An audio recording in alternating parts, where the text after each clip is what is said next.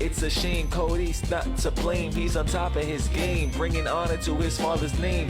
All I want to know is who's bringing home the gold. Will it be Adam Page or Chris Jericho? The world title's up for grabs, so who knows? And this is just the very beginning of our shows.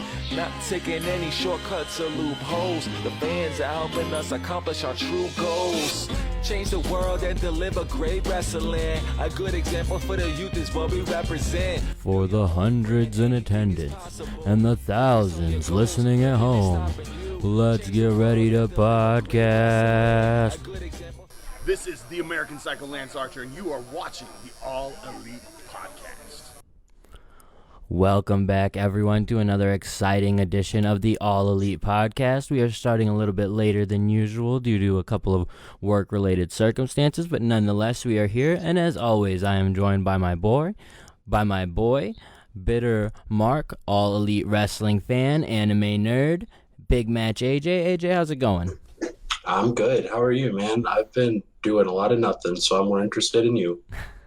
I'm doing all right, man. Just chilling, doing a lot of working and stuff like that lately. Been doing a lot of college, like homework and midterms and stuff like that. So really not a whole lot of fun things to talk about, mainly just school shit. So nothing too exciting. But hey, the world of wrestling has managed to keep things exciting. We've gotten to see Kenny Omega become the Mega Champion in AAA, which we'll talk about here in a couple minutes. We've also got to see the announcement of a New Japan America company, apparently. So a lot of interesting things continuing to happen. We still have AEW Dark every week. We have that new NWA show if you're into that. So if you're a wrestling fan, there's just so much to really be interested in within the realm of wrestling that you really can't be disappointed right now. You know, even if AEW isn't your thing 100% or you're not a diehard AEW fan, I think regardless, if you're into wrestling, there's something for you out there, you know.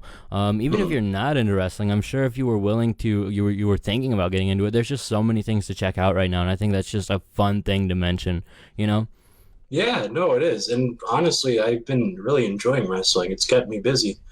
Yeah, that's the crazy part. Is there's just it's been a while since I've been busy with keeping up on all the news and just everything exciting within wrestling. So speaking of news, let's just jump right into the AEW news. AEW Dynamite once again did a pretty decent rating. We had 1 million and 140,000 viewers. This is down a little bit from last week.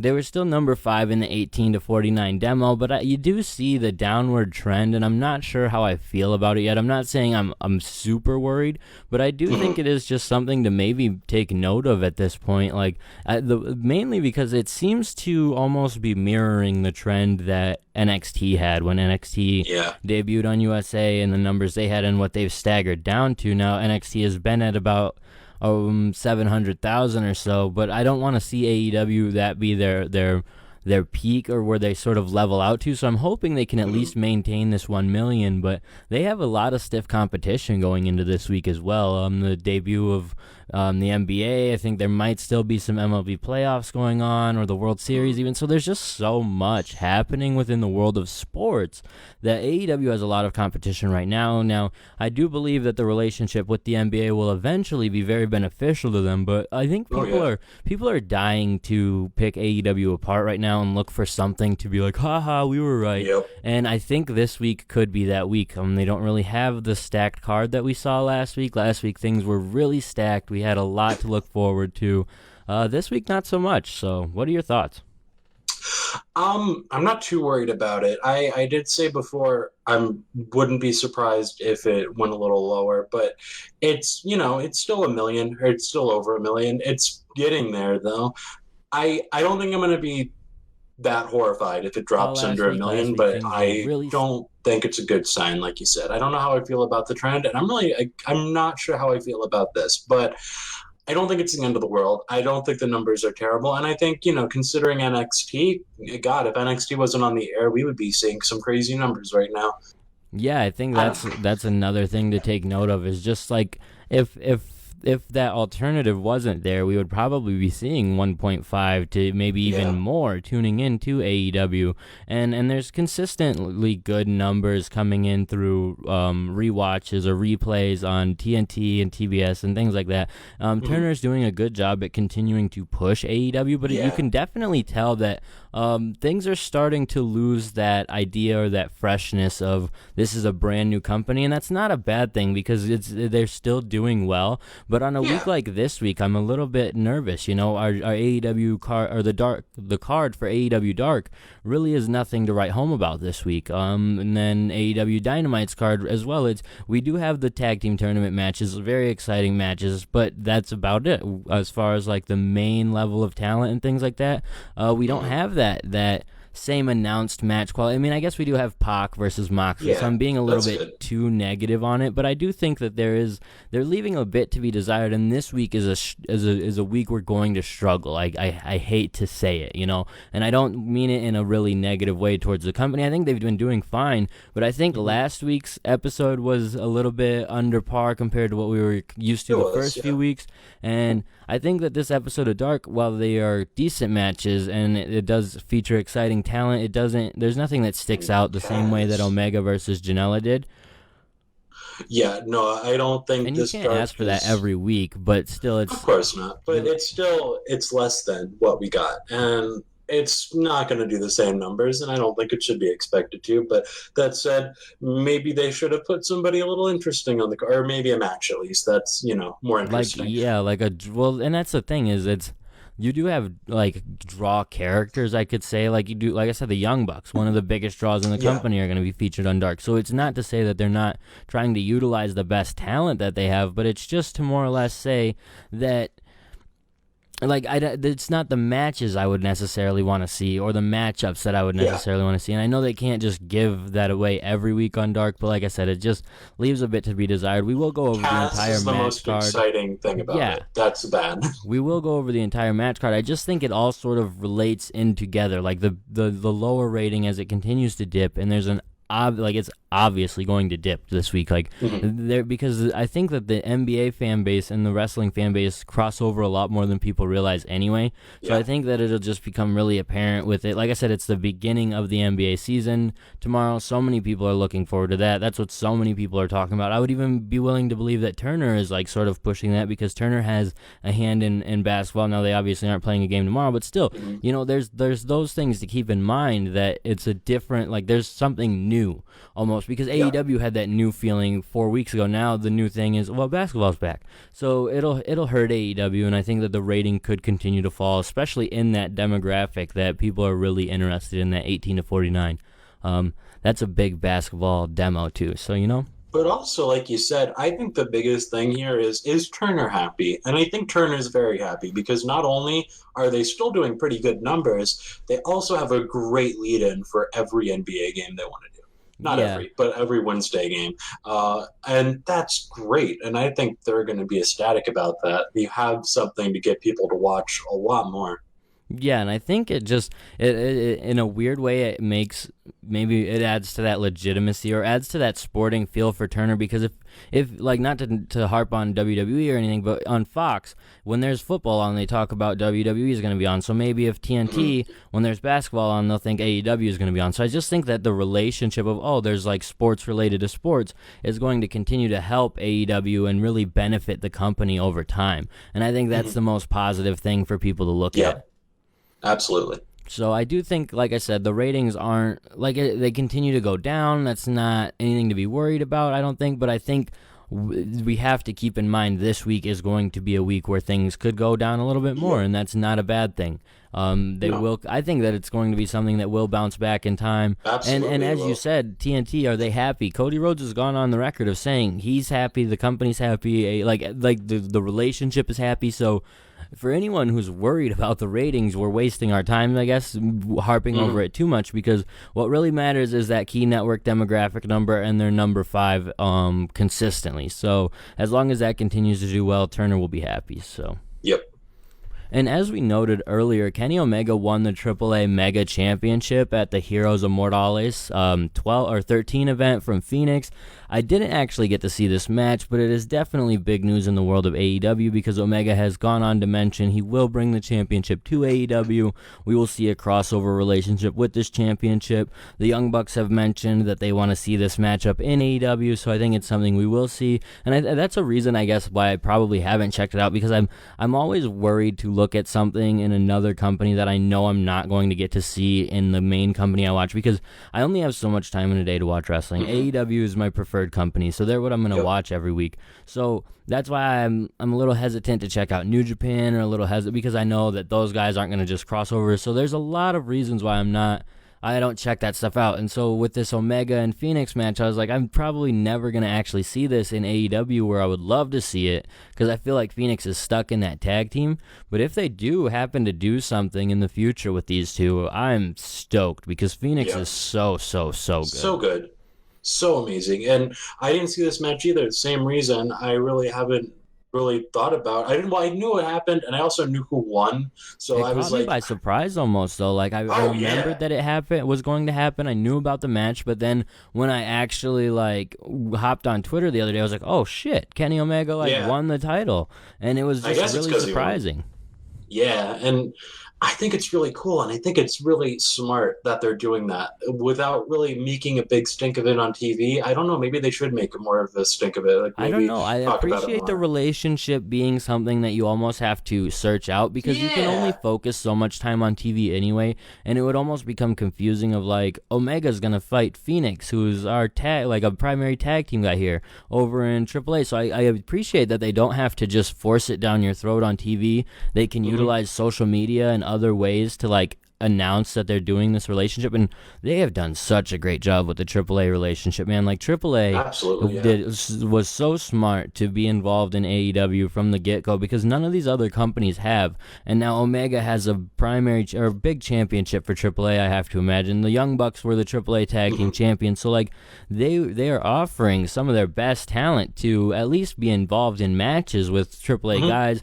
It's got to give AAA way more shine in the US than they have had, at least with American fans, and maybe not the Mexican fan bases. They've already had a big Mexican American fan base in America, but still, in terms of like American fans in this relationship, and Omega now becoming a champion, because that was another reason I don't think I tuned in, because I was like, I don't think Omega's gonna win. He's gonna lose to Phoenix, which was fine by me, but it was like, I'm good on that. Like, I don't need to see it. Now coming out of this, I'm like, okay, this is awesome. I'm excited to see Omega bring this championship to AEW and sort of showcase it a little bit, especially because it's not like the relationship we had with the Tag Team Championship, where we didn't even have an AEW Tag Team titles and we were promoting AAA's Tag Team titles. This makes way more sense, you know?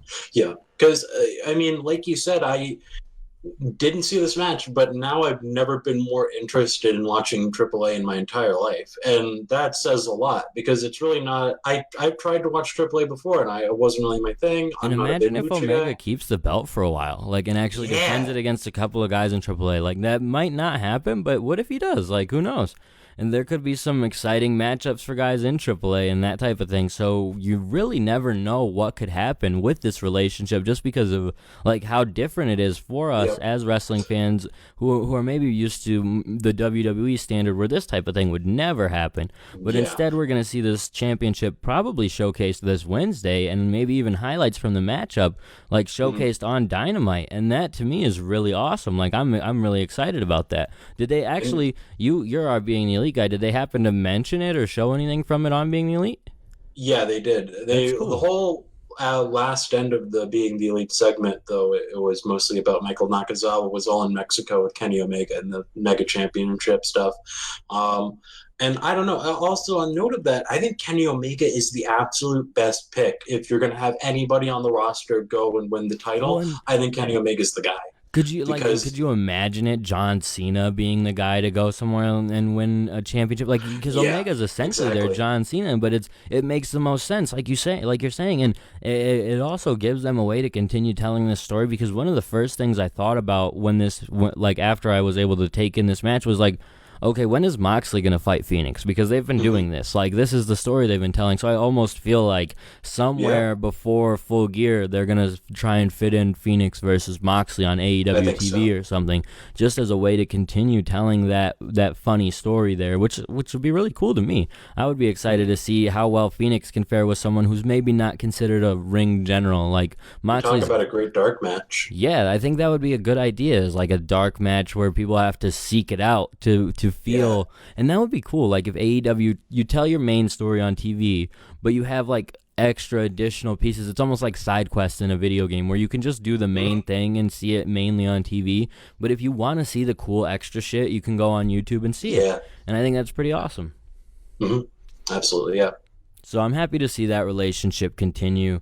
But in probably, or actually way more unfortunate news, they've talked about Christopher Daniels' injury. I'm honestly not sure if I think that this injury is legit. I can't tell. Kazarian went online and talked about the bad news about Christopher Daniels is he's going to be out of action for a while. Scorpio Sky stepped in, and SCU has even more to fight for. He says that they're going to be the AEW Tag Team Champions. I'm confused because, like, in WWE, this would almost certainly be a way to write someone off of TV and keep them off. And the way that Daniels has sold it is like he's actually injured, and this is essentially that.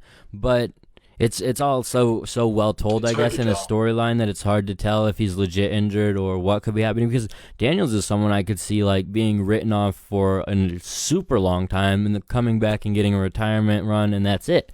So who knows, like, if this is a legit injury or if they're just trying to tell a story here and this is how they're trying to build up Scorpio Sky. I think it could be the latter, and I'm going to lean towards that it is build up Scorpio Sky, give him the rub here.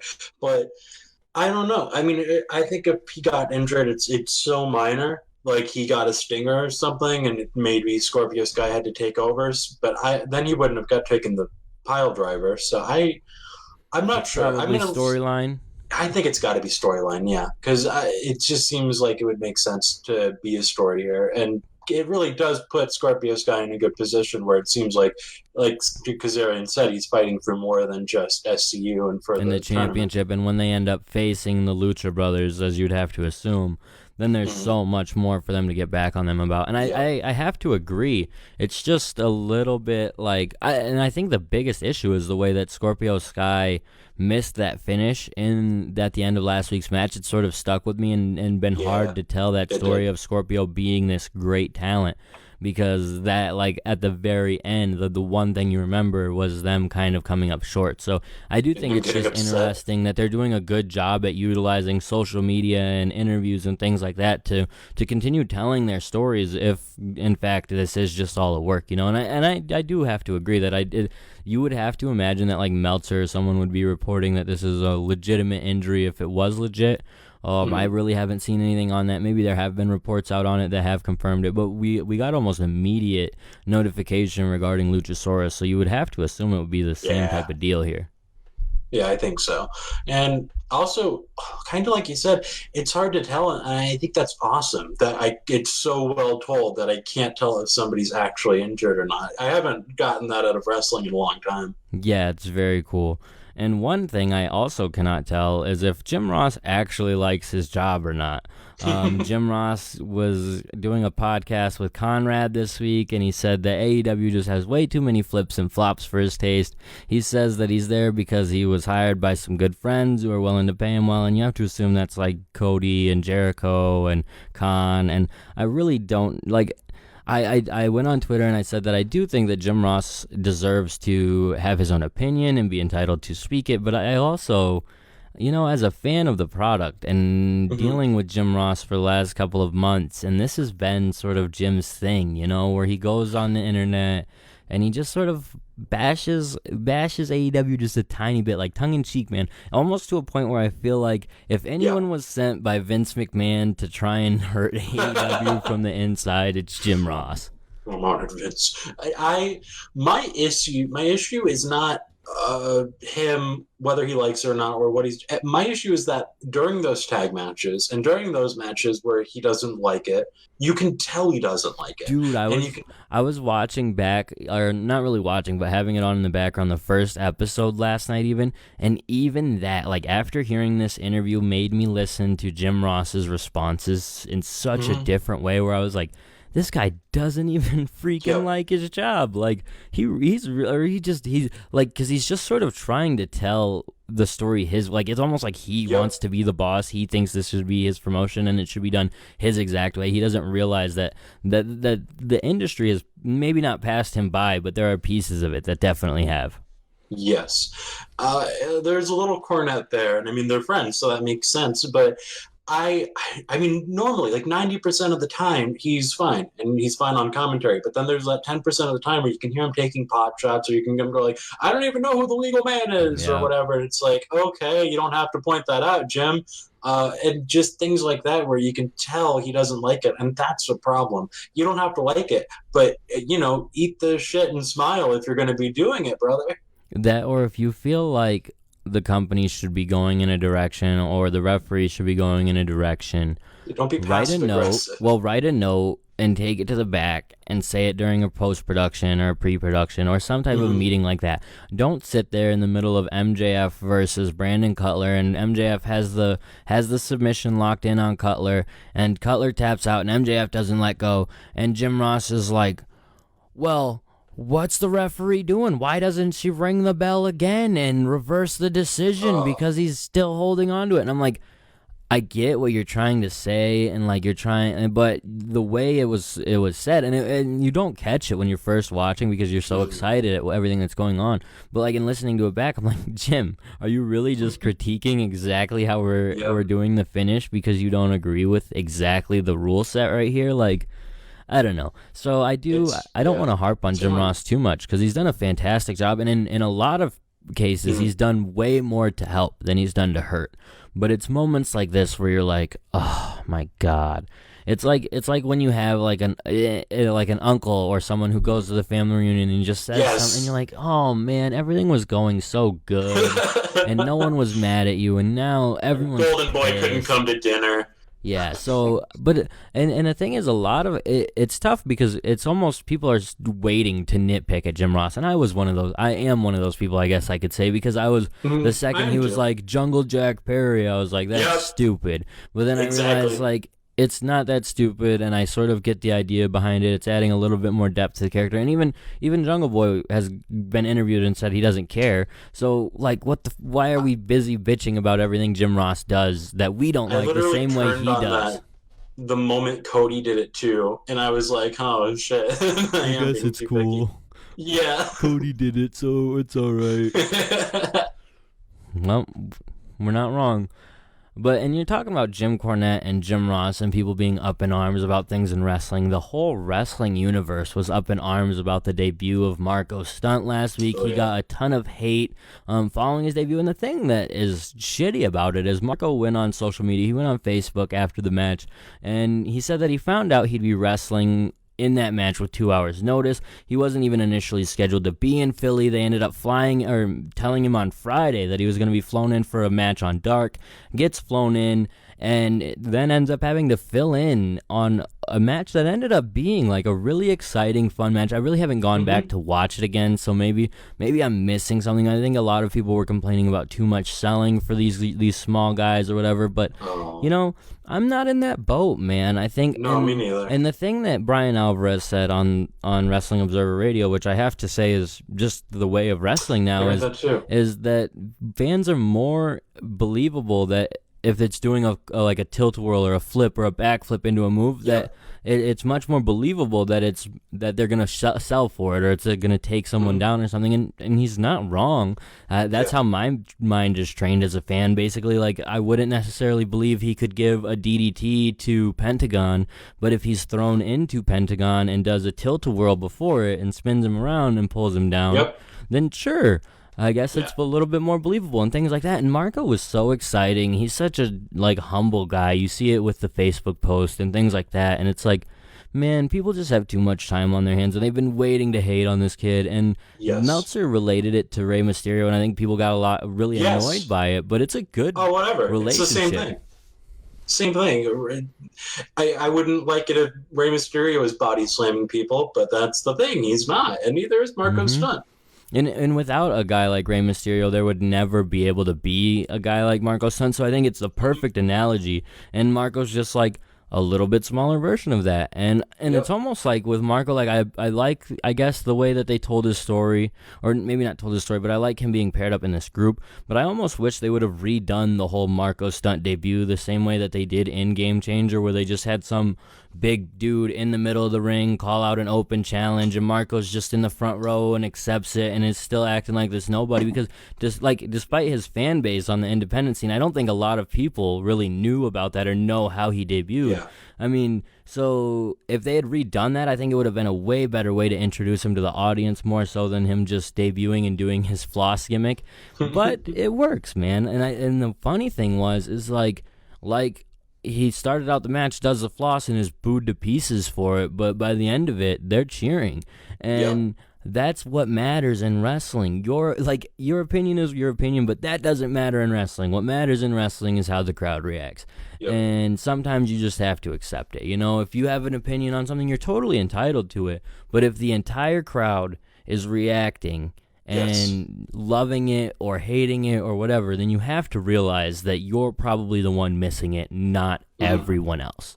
So I love Marko Stunt. And the thing is, he's such a cool dude. I met him in person at the last Starcast. He's a great guy. He took so much time to meet with everybody and do so many different things. So I'm excited to see his future, and I hope we'll get to see whatever dark match he was supposed to be in this week, because he's someone I would love to see. Like who knows what the match was going to be, but maybe it was going to be Joey versus Marko. You know, Joey ended up having a match on Dark. That would have been like a great way to debut Marko. Absolutely, it would have been.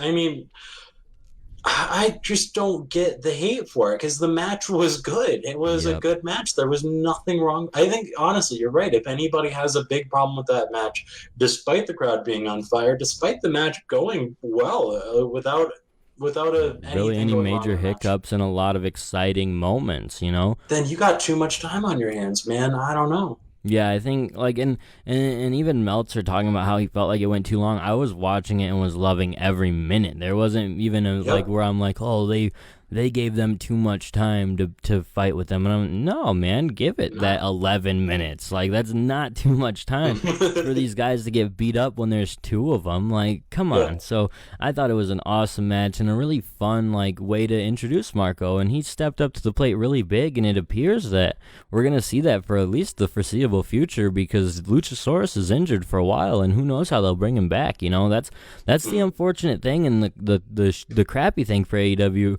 is injuries happen all the time, and you kind of had to wait and see how they would be able to adjust on the fly with that type of thing. And luckily, like, despite Luchasaurus being popular on this podcast and being popular on the fan base, he wasn't really pushed a lot, so they at least didn't have, like, those guys lined up to win the whole tournament, you would have to assume.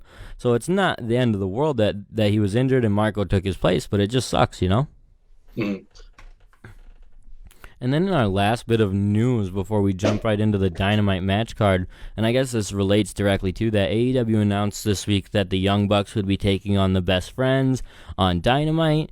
Both of these teams lost last week in the tournament, so it makes a little bit of sense, but I don't really know what their point in doing this is, or like there's obviously going to be a storyline related to it. We'll probably see like an LAX beatdown after the match or something, but I guess in theory it makes sense. So it's a fine match, but literally because both of these teams lost last week and I'm already seeing the teams who won on this show, it feels a little weird to me.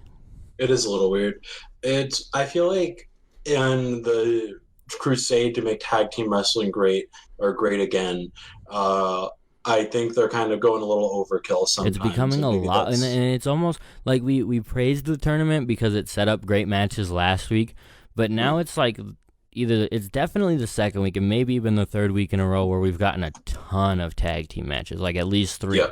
And I would almost say that maybe even 4 weeks in a row we've gotten like 3 or 2, at least 2, but maybe even 3 tag team matches on every show, which isn't too much, but it might be too much, you know, like especially in the case of this, like I said, this tag team match really just feels not necessary. It makes sense in the terms of storytelling. They're the two teams who lost last week, so but it's not like they're getting a spot in, or this is the team who will be a number 1 contender going into the pay-per-view or something, like anything like that. They're the teams that lost, and then they're out of the tournament, so they don't have an opportunity. So what is the point of this, I guess, is what I'm saying. Yeah. Like I said, especially when we have the 2 tag team matches already announced, the Lucha Brothers versus the Private Party and Dark Order versus SoCal Uncensored. So it's like, where does this fit in, I guess, is my feeling. Like, we don't, and this will probably be the last tag team match on the show.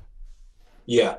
Do you think I hope I not. don't Like, know. I would rather I would see hope it go the on Lucha first, Brothers- but didn't the Cody or not Cody, Kenny and Paige match go on last as far as tag It team did, matches yeah. last week? So that's also where my concern is starting to lie. Is like we have to look at the way we're ordering our card, and I feel like we should order it more like in favor of the championships than the superstars, because as has been talked about within the wrestling world so much lately is the superstars mean way more than the championships, and it's shit like this that is exactly why, because it's Kenny and Hangman, so we have to put them on second to last. Like, no, Yeah. dude, we should have been doing the tag team tournament matches on last, or maybe not, or it should have been literally last week with all the title matches. It should have been title match, tournament, and then that tag match should have been the opener. With all honesty, so No, you're right. like we don't have to. I don't know. I think they're getting too cute with like the match pacing and the lineup bit. and things like that. Where to me, it's very simple. You have your championships or your number one contenders, and like in that order, you know what I mean? And so within this case, that's where the tournament matches should place. But I really could see them being like, well, it's the Bucks, so. Yeah, I would hope not. I would hope, knowing Private Party did so well, and the Lucha Brothers being big, that's what's going to go. Maybe not like the last tag match, but honestly, kind of like what you said, I don't even know if Mox and Pac should be last, because honestly, if you want to make the titles bigger, you have to like make one them of these, the main focus of the if show. anything, it should be like the Lucha Brothers versus Private Party in the main event, and then SCU comes out to do some type of brawl where we're ending the show with a different story. It doesn't always have to be Omega Jericho, and I think this is a prime opportunity for something like that, and hopefully that's their idea and their plan here. And I will say that while I sit here and harp on the idea of their pacing and lineup of the matches, that the Young Bucks are a team who very easily could also say will go on first, because they did that last week. So I'm not saying that they have to go on last. I'm just saying that the way that they've sort of lined things up in a meaning of, well, it's Omega and Pac, and we're telling this story, and we need all these guys to be focused on, so we're going to do it second to last. In my opinion, you don't have to do that. So that's I guess my only point in that. So, but still an interesting match nonetheless. The Young Bucks and the Best Friends have probably had countless tag team matches, so it'll be really good. And then also announced for Dynamite this week, Britt Baker is going to be in action in her hometown. Any speculation on who you think she might face? I'm hoping it's B. Priestley, I guess, because I feel like that has to go somewhere, or I don't know. It might not have to, because it's been kind of sketchy. Yeah. You know, like We're putting Britt Baker and B. Priestley like on a bigger level than Rio, and I feel like that's a problem. I don't know what's going to happen with Rio, but I do know that down the line, Britt Baker and B. Priestley are going to wrestle. Why are you giving a feud to these people? Yeah, I could even see maybe Nyla Rose being, like, if it's an open challenge, maybe Nyla Rose comes out and steals a victory over Britt to then establish herself as a potential contender, because Britt was the previous contender. B could also get involved in that. I think it would be a little bit interesting and maybe kind of cool. Britt's in her hometown. She's like, I'll fight anybody. And B comes out, and that's where we get that match. But I think if they're going to do that match, I mean, they've sort of built it up as a really important match. You would at least advertise it beforehand. Outside of that, I don't really know, unless it's another tag team women's match, which would then put us on pace for 4 tag team matches on this card. You're right. 1 singles match. That's, again, just getting to be a lot, and that would make this feel like just a filler episode, which I guess it's if they're going up against so much competition. But in my eyes, AEW isn't a company that's going to do that. They're not going to sit here and be like, oh, well, we have stiff competition, so we'll throw on an easy show. I think that this show could be really impressive. Like I said, with Britt Baker, as far as speculating who she'll go up against, it could be, like, they could even bring out Awesome Kong. They have her always. That'd be awesome. So who knows? They could even debut a new woman face, because they really, as much as they have a deep division within the women because of how many women we've seen, it's not that deep. Like, we've only seen, focused as far as Dynamite goes, maybe 6 different women, if that, including Brandy. Yeah, about I now that you said Awesome Kong, I really don't want it to be anybody else but Kong. Or it could be Brandy with Kong. You know, we haven't seen Brandy really involved in anything storyline wise. So, unless this is the intention to sort of keep her out of things. So, I would hope that Kong isn't just going to be a heater for Brandy. I hope she's going to be more of the star and Brandy can be her manager. Yeah, that would be the preferred way, especially with Kong being a little bit older in age. We want to get as much, like, if there was a time for Kong to be a monster heel, it's like the next year or two, if that.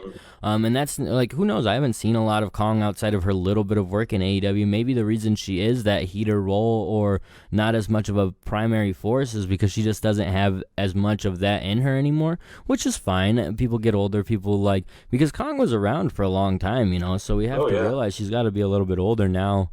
Might not be able to work that same type of style or that same level. So who knows? But I would love to see a Kong versus Rio match. Kong versus Gail Kim. Many great matches between that big giant force versus a small champion, and then doing it against an even smaller champion in Rio would be fantastic. So that would be cool to see, just the build towards that. Who knows? I'm random speculating there. But whatever it is, Britt Baker in her hometown, hopefully everything goes smooth, man, because that's, I guess, been the thing, is she's talented, but you see it every week there's one or two, like, slip-ups or something, especially when she goes for that sling blade. It's kind of like pull Nyla, that one like out. She's great. Like, it's all there. The potential is there, but they're just a little bit green. And the thing about Britt is I really think she's just a better heel. I don't know what it is about her that just, like, maybe it's just because she's done that grind where she is a dentist and has that alternative job where she could go and make all this money. And it kind of, as a fan, makes you like, well, why am I cheering for you? Like, you don't need to be here.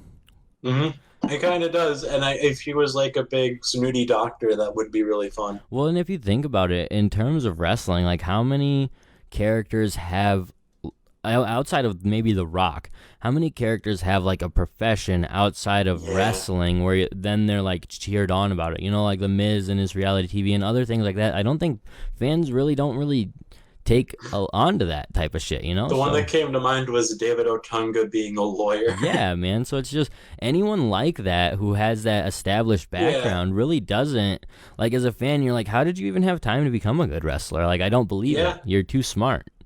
Almost, So, and they constantly shove the fact that she's a dentist down your throat, so.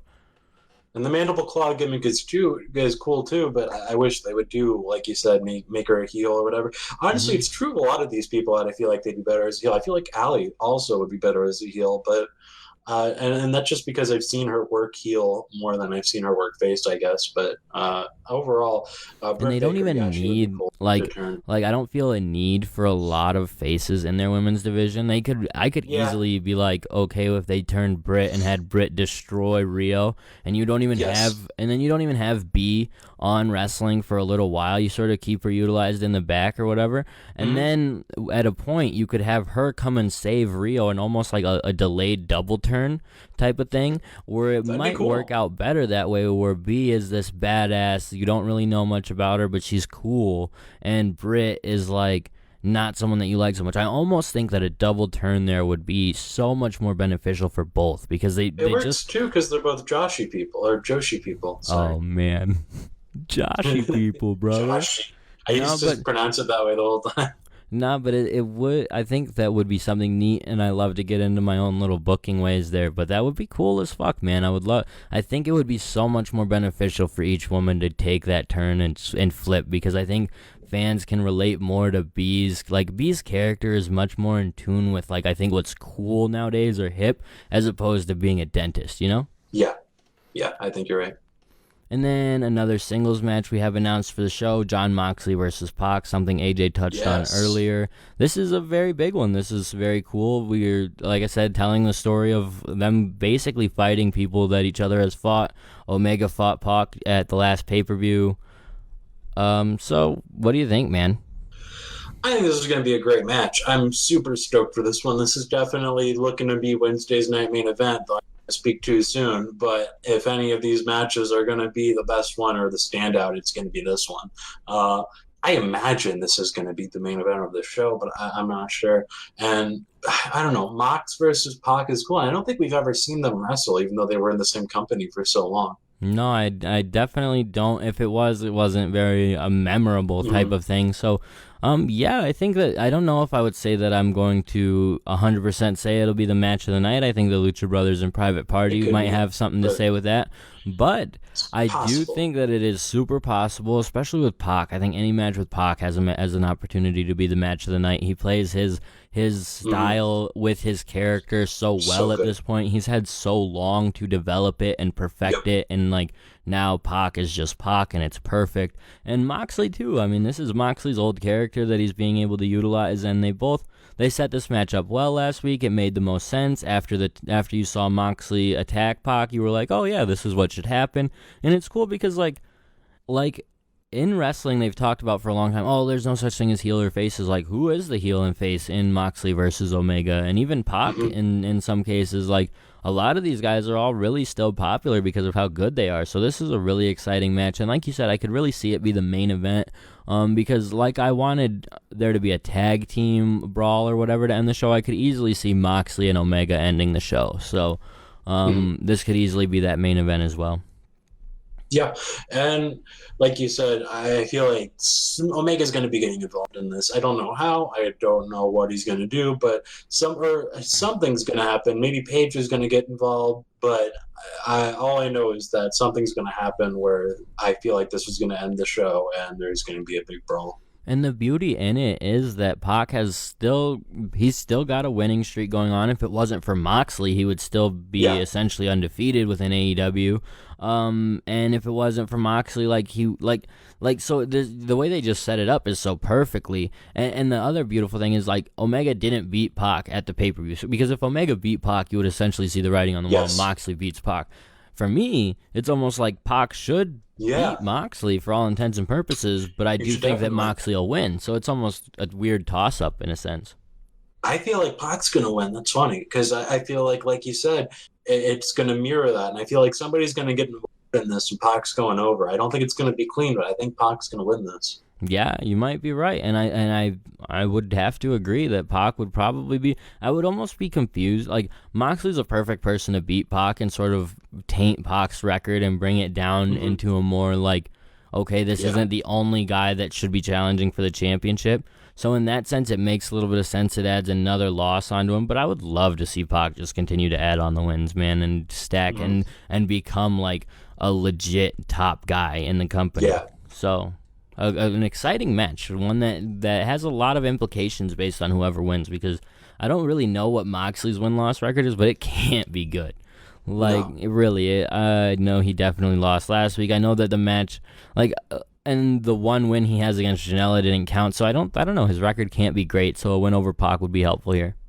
And then in the first of the two tag team tournament semifinals matches, we have the Dark Order versus SCU.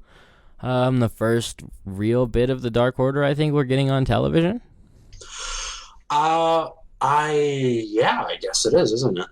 Yeah. I didn't really think about that. We don't have any vignettes or anything to maybe try and introduce the audience to the tag team that no one really can relate to or gives a shit about. Nobody likes and nobody's cheering for or booing or doing anything. But yeah, they've been really dead. And it sucks because Stu Grayson is so good. He's really like a standout wrestler. What a waste of time if SCU loses. I know, right? That would be really bad. I don't think there's. But they need a win. Right? SCU needs I want to see SCU versus the Lucha Brothers way more than I want to see Dark Order versus Private Party. It could happen. I mean, maybe they're gonna have Dark Order and Private Party go to the end of the tournament. But then I don't really want either one of those tag teams to be the first tag team champions, dude. I like Private Party. They really impressed me last week. The Dark Order's a fine tag team, but they are not very good. So neither one of them really neither one of them stick out. It's not even that the Dark Order isn't good. They're good. Yeah, they're good. It's just the gimmick's not good. It's not even working. The gimmick doesn't work because it just makes no sense and it was fucked up from the beginning. If that's this all was you could EWR, say. It would be like they've lost overness again every week. I can't even remember exactly how their debut went. I just remember it was so bad with the lights going out and they pop up and then the minions pop up, and it could have been so much better, and it was just confusing from commentary. It was confusing there live. It was confusing everywhere, and it just everything that they've done has continued to be confusing or bleh.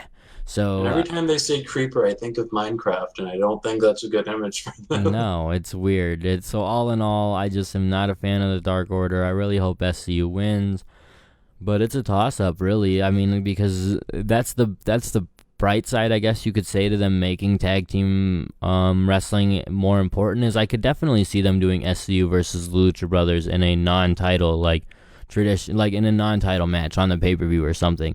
So they don't have to finish this feud within the tournament for the tag team championships, but I would much rather that. But in the same regard, if the Dark Order loses if they weren't like buried and dead before, it's done. And that's what I'm like, in a lot of cases I felt like they were almost booking or building people up on being the Elite to be jobbers. Yep. Brandon Cutler and the Librarians and things like that, they were just giving them a consistent stream of you could see their faces on the internet and things like that, just for them to be taken as legitimate jobbers, I guess you would say.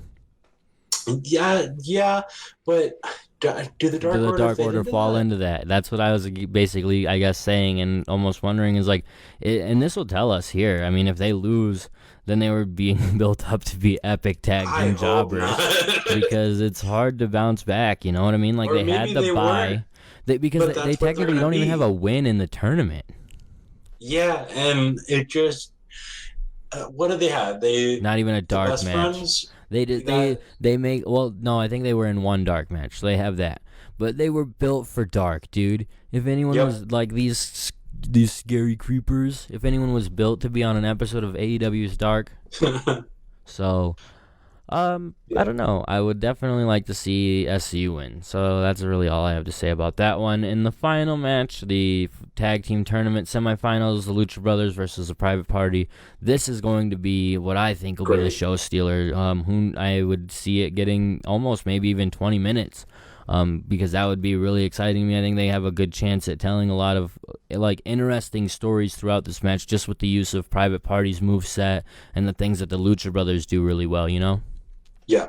I'm hoping this is the main event. Like I said earlier, I don't expect it to be because they are putting an emphasis on talent over title. But if anything deserves to be the main event, it's this, because like you said, it absolutely has that potential to be a show stealer. So you might, and it's also has such big implications. Whatever happens in this match is going to be big, because that Dark Order and SCU is not going on after this one. So yeah, definitely that this is going to tell you everything about how the tag team matches are going to look on the pay-per-view.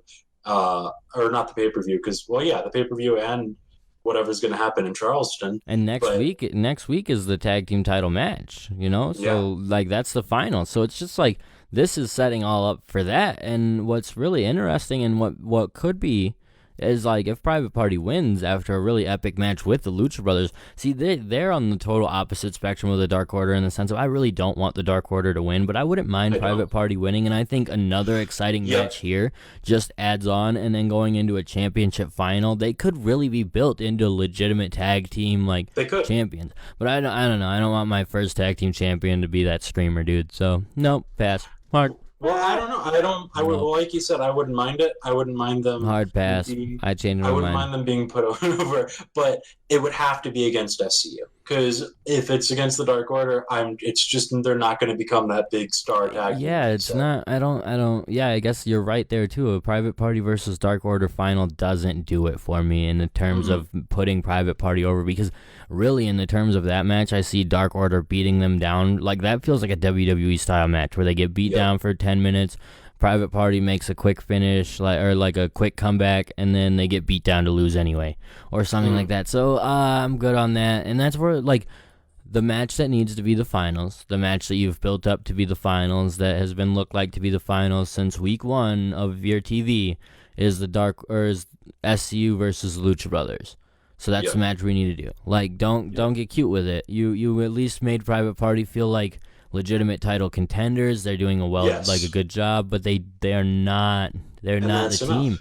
They didn't even if you wanted them to be the first tag team champions, they needed to ride wins all the way into this, not just the first 3 weeks of TV. They needed to be winning on every pay-per-view in decisive fashion, which I guess I don't know, I haven't paid that much attention, but yeah, they could have. I guess you're right. I don't really know now that you mentioned. Like they probably haven't eaten a lot of losses, but at the same time they were in a triple threat tag match and things like that. They haven't been the fact that we the can't primary remember team. Yeah, so I don't know. I'm excited for it though. I would really just like to see the Lucha Brothers win the tag team championships. Same. I guess is all I'm trying to say. I think that's at the end of the day, that's what we want here on the All Elite podcast. But still, nonetheless, an exciting episode of Dynamite lined up for us in the next couple of days. But let's talk about AEW Dark tomorrow night. They filmed it last week. They mentioned that Taz is going to be a special guest commentator. That's exciting for Philadelphia. The first match that we have announced, Joey Janela versus Brandon Cutler. I'm just glad to see that my boy Janela is going to get to squash someone because Cutler is a jobber. Yep. I'm excited to see Janela, period, honestly, and in a real match with a real record at stake. There you go. There's that. Think that's exciting. That's fair. But it being against Brandon Cutler is not what I want to see. It's promising, dude. It's like when your team is playing up against like the Browns or the Bengals in NFL. Like they're just playing against a bad team. That's what we're up against. Our team is playing against the Jets. Brandon Cutler is the Jets. J-O-B jobber. I'm not, Dolphins, but you didn't. I'm not big on Cutler, dude. So I would have to assume that my boy Janelle is going over.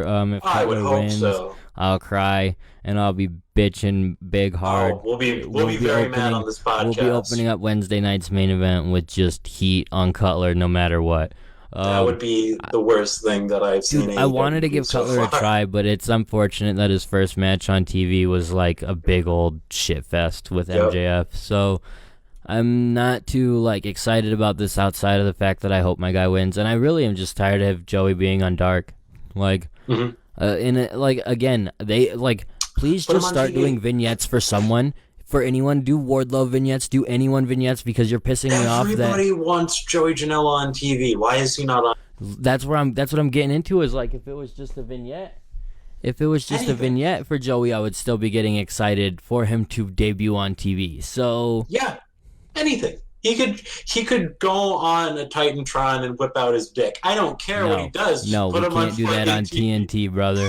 We'll get canceled. Push it to the edge. But no, I just like that's where I'm at. Is like they've done a good job at pushing people in matches and stuff. But Janela's the king of vignettes, and we're not putting him on main TV. Yep. Give him a minute of just doing Janela shit, or anyone like we did. We had that one Wardlow vignette and that one Sadie Gibbs vignette, and both made me excited to see people I never even heard of. So please just give me something every week to get excited for someone new other than what you've already pushed. Because you're doing great vignettes with Cody Rhodes, and it's like, I already like him. You don't need to. So, that's again, a nitpicky type of thing, but with us talking about Janela, he's the king of vignettes. So, if we're not going to use him, and I'll say it again, if we're not going to use him on TV, please don't just debut him randomly some week against anybody. Like, you've done his jobber match, so don't go freaking doing that on TV next week against somebody. Like, let him get a proper debut on television if that's what you're going to do. I don't know. Yeah. I feel like, God, and I'm not saying, I don't mean this, but I mean, like, I wish, it seems like sometimes I wish he was still in GCW because I would still be getting proper Janela matches. Yeah, because he doesn't feel like, he's not, like, his starness or something is starting to, like, almost fade a little bit. Like, he does have that, like, I guess I'm wrong because he's having these matches against Moxley and Janela, so he's having matches against real stars. But still, like, I'm not seeing him on the primary show. Like, that's the thing. It's very clear. And now we're leading up to a pay-per-view, and he's probably not going to be featured on that. He'll be on, like, the pre-show or some shit. Like, and that's, to me, that's just not what I wanted for Janela early on. Thing, who did he piss off? Nah, dude, because they talked about the Enzo thing on the wrestlers getting room service, and then Enzo got all mad about it again. Because they were talking about Big Cass and shit, so... Well... Then I have no idea we are way off topic, though. Let's get right back onto AEW Dark. The second match announced for AEW Dark, Nyla Rose versus Leva Bates. Like, that's I guess where I'm talking about this episode of Dark feeling a lot less than, because it feels like the jobber episode. I feel like it's a way to feed Nyla Rose a big win against the Librarian, but I still love you, Leva Bates. Yeah, I mean, it's pretty obvious what's going to happen here. Nyla Rose is going to That's Leva the Bates. gimmick, dude. And can I just say that they said it on Being the Elite? Because we're going to talk about it anyways, right? Yeah. Because yeah, so Leva Bates, she's obviously not winning, and she's not looking good on Being the Elite, and she's not looking good in the dark. So she's definitely the girl jobber here. Yeah. But I'm hoping this match does something good of making Nyla look very good, because this is an edited show.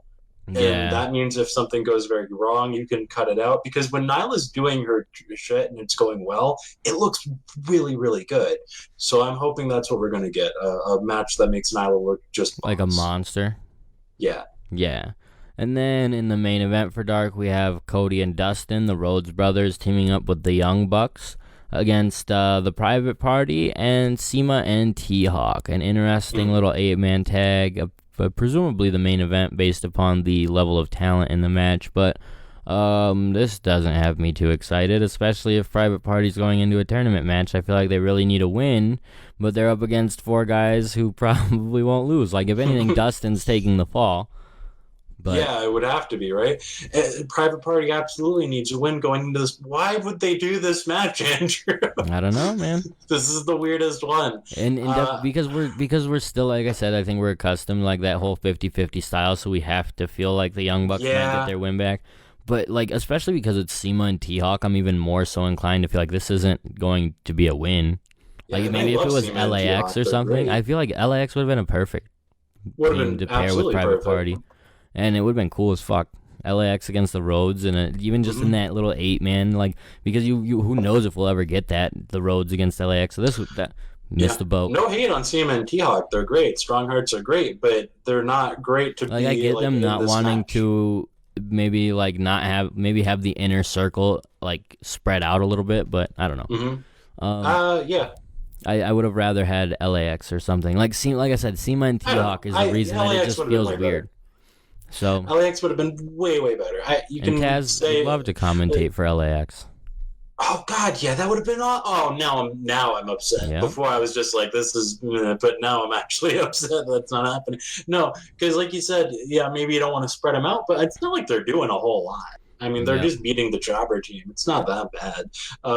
I don't know. But I mean, whatever. I guess like again, Sema and T-Hawk could easily be in there to take the pinfall, but we're adding to, in terms of records and talking about overall records, that will add to Private Party's overall record going down. So at the end of the day, you don't want to see that.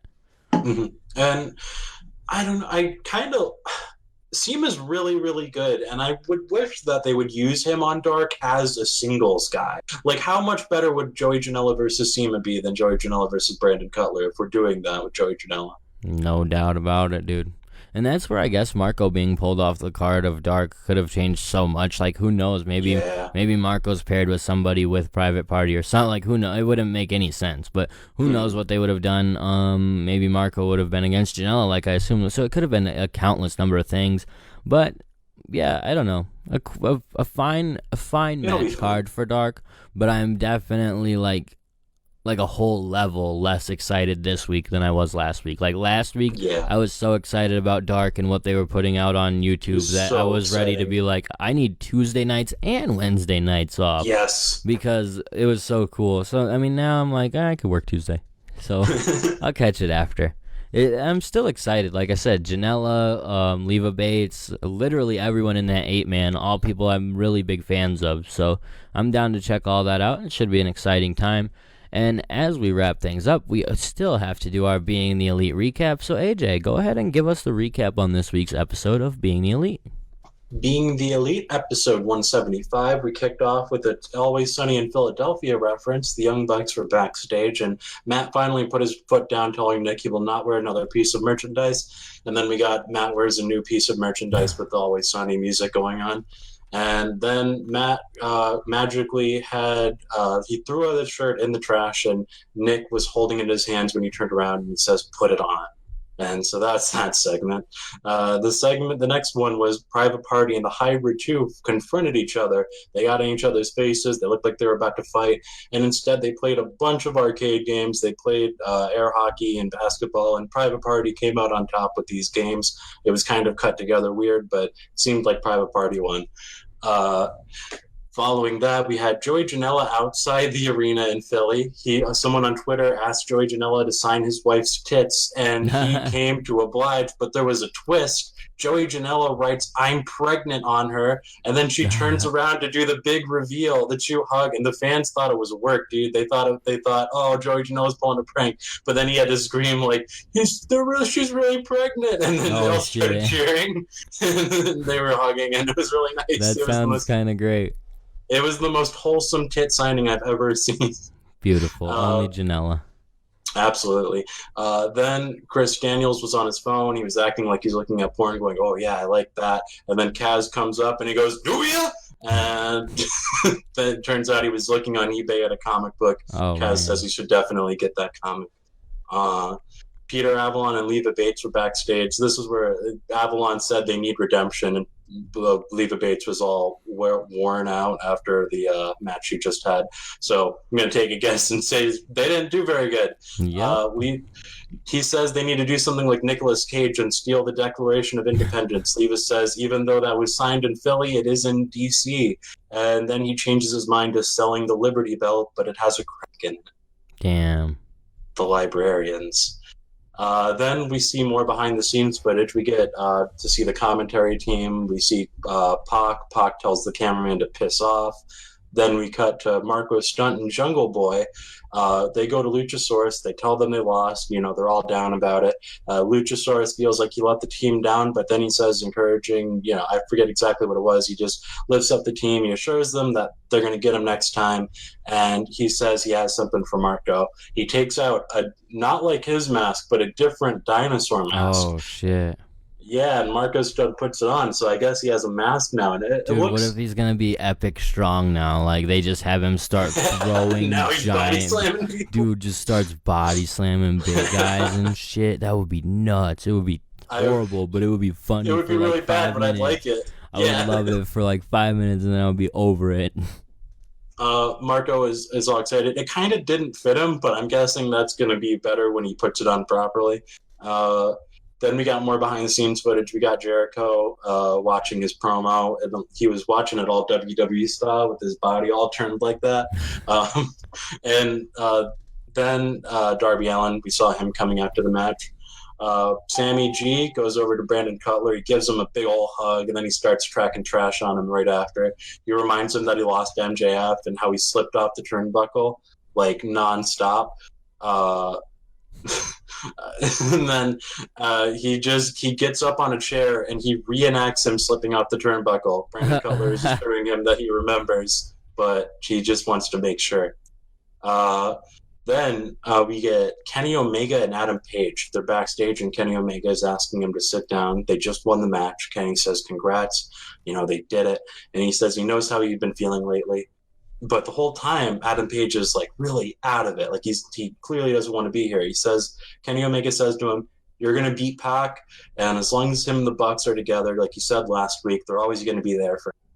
And Page is just completely disinterested. He wants to leave. He rushes to get out. He's like angry. And it's really like uncomfortable. Kenny Omega's like, "Is everything cool? Is what I said wrong?" And he's like, no. And he wants to leave. And he's like, well, he's going to have his birthday party because it was Kenny Omega's birthday. And Page couldn't make it to that either. And everything, this is like, if it wasn't heel turny before, it's heel turny right now. This is the most, that's the end of that segment. That's weird. Yeah, I know, and like, I definitely, anybody who hasn't seen it, go watch it, because I'm pretty sure I'm not crazy, but boy, oh boy, that was... It almost, based on not seeing it and just hearing your description, it feels like Paige is someone who has agreed to do something bad to to his friends, and now he's hearing like Omega be like, "Look, man, we did it. We're a great team." Like, and Paige is like, "Shit, I gotta back out." So who knows where they're going with it exactly? It's interesting so far. What's gonna matter is the payoff. I'm down to be interested in the story until the payoff is ass, and then we're gonna have to start bitching. It's just interesting to me that they're doing all of this on Being the Elite and not on TV at all, because, like I said, side quests.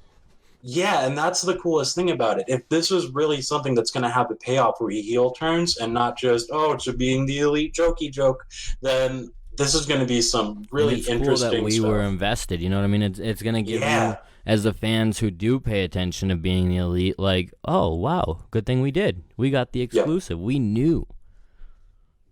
And following that, everything after this is Michael Nakazawa time. Oh, man, fast forward. Yep.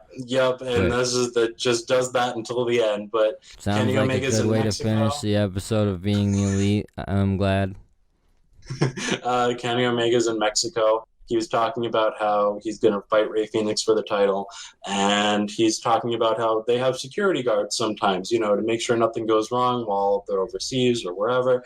And his security guard this time is Michael Nakazawa. He goes to open his hotel room door, but it's too slippery, so he has to wipe it off. God.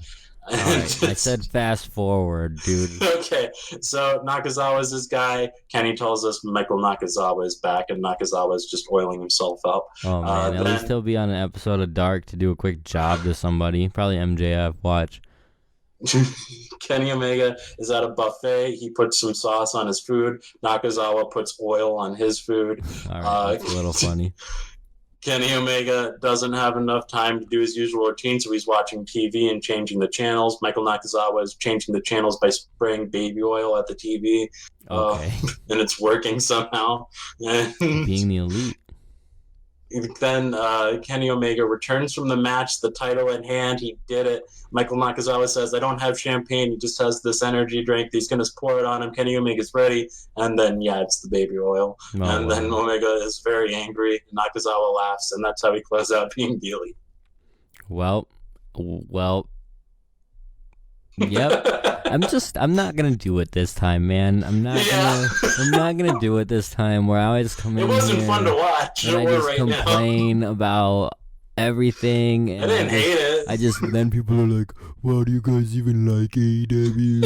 Are you even real fans of professional wrestling if you don't think that Michael Nakazawa's oil is hilarious? We can't care that much. It's a vlog, you nerd. Stop taking it so seriously." And you're right, angry fan. I'm mad as hell right now, dude. And you know what? Because I'm not taking it seriously. All I'm gonna say is that they could have done something cool with that Triple H. Why didn't you end it on the Adam Page thing? Yeah, dude. All I'm gonna say is they could have done something cool. Well, because you won the damn AAA championship, and you got to talk about it. And instead of treating it cool, do it in order. Instead of treating it cool and like something awesome, they were like, "Oh, let's yeah." I mean, come on, man. All right, I'm not gonna do it. Anyways. That wraps up Being the Elite and our fun recap from AJ. If you're into that shit, sorry. Like, wow. I don't know, man. I'm so frustrated right now because I don't want to do the whole thing where I talk for 20 minutes about how they did a shitty job at telling that, like, booking the story of the AAA championship, like, on Being the Elite. Like, they could have done so much cool shit. They could have done so much better, yeah, but, Michael Nakazawa. And, like, showing cool-ass highlights of the match, but instead... Nakazawa's pouring baby oil all over everything, and they even popped me once during it. Now that you said it, it's kind of funny. Mad. Yeah. But, that's Being the Elite. That's the idea. It's to get a reaction out of people. We might get something really cool on TV. And there's pretty cool, fun things about Being the Elite sometimes, so I'm not saying if you watch it, like, you're the worst person in the world, but it's shit like that makes me, like, really glad I don't tune in every week anymore. Because there's really fun stuff, and then you end with something where it could have just been, like, we could have just presented the championship in something cool instead of as baby oil Nakazawa. So, anyways, like I said, that's our Being the Elite recap, as always, presented by AJ and Snickers. Not really, we don't have a Snickers sponsor. Sponsor us, Snickers, give us money. But that really wraps up everything we have to talk about. We covered this week's episode of Dynamite and the card for that, this week's episode of Dark and the card for that, all AEW news. We talked about Being the Elite. AJ, is there anything that we missed? New Japan. New Japan This is America. not the New Japan podcast, But and I mentioned relevant. New Japan America at the beginning of the show. It's relevant. It's So kind of relevant. Okay, shout out to New Japan. Shout out to our boy Phil. Not really, just kidding, Phil. You're kicked off the podcast. Sorry. Just kidding for fans who think that this is a shoot. We're just working our boy Phil into a shoot. Damn. Live on the internet. Just killed Phil live. We're just kidding. You can always follow Phil on Twitter at Philip Domino. AJ, plug your social media. can follow me on Twitter at BigMatchAJ. You can follow me on Instagram at AJTheFitzy. And as always, you can follow the podcast on Twitter at All Elite Podcast. You can follow us on Instagram at All Elite Everything. You can join us on Discord to talk about All Elite Wrestling at discord.io/All Elite Podcast. You can check out the Facebook at facebook.com/All Elite Pod. As always, you can catch me on Twitter at All Elite Andy, even though I'm always on our Twitter, not my All Elite Andy Twitter, but whatever. That really wraps everything up for us this week. Sorry for having the Wednesday night's main event layout on the entire video, but until next time, see ya. Bye-bye.